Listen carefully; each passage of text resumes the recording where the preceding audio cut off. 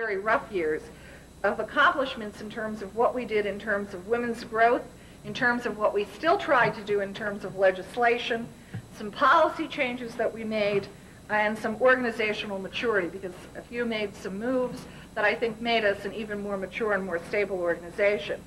I think we definitely matured. When you're under attack and you're under fire, I think that really helps you learn to really build coalition tactics even stronger. It helps you finesse your skills in conciliatory areas. It helps you build your persuasive talents. And it helps you be persistent and aggressive and survive. And that's what we did during those 2 years. Now, like all the few presidents, you can divide up our jobs, and you'll hear from people after me.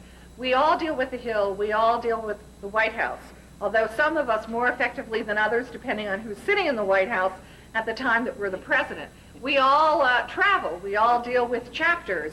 So there are duties that are very, very similar. I want to outline some things in a couple of those areas that happened during my 2 years. One of the things that happened during my 2 years, and now I'm dealing with more administration, because sometimes I think that gets overlooked, is that finally we decided to treat the few employees, those employed by the few Inc. organization. We finally developed a manual so that our employees then and in the future would know what their rights were as employees of the organization. That had never been really spelled out in any one place. What was our leave policies? What was there? We had done personnel ABCs explaining the federal system for our few members and so on, but we had gotten a little bit different in terms of we were not running the few organizational office the same way as a government office, obviously. And we didn't want to do that. We didn't want to duplicate it, but at the same time, I think we needed to spell out about a little bit more clearly for our few employees what was happening. And so we did this because few was starting to grow into an organization, and we wanted to be viewed more professional in terms of how that organization was being run. It was also the time during my tenure that we moved the few office. Few had grown.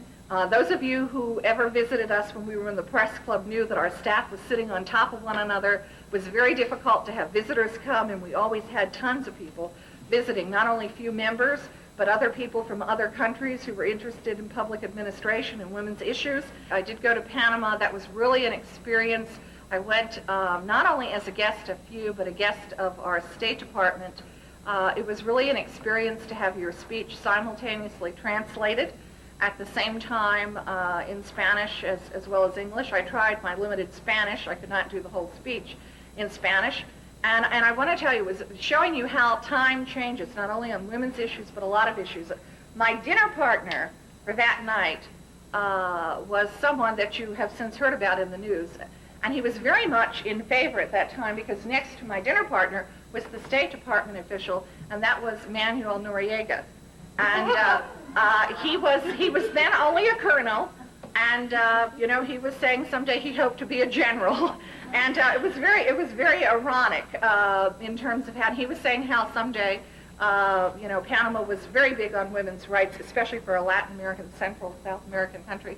And it was very interesting to kind of see how that turned out. And then I went as an official visit from a few president to Germany, invited by the German government. And that was really an experience. That was the first in terms of being invited by another government for a few president.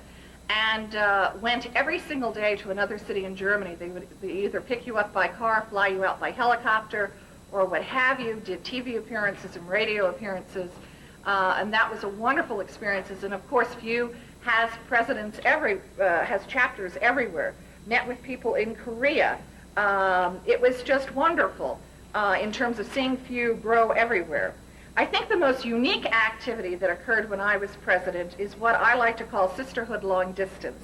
And that was when I was presented with the opportunity for a satellite hookup to talk to women for International Women's Year in Copenhagen.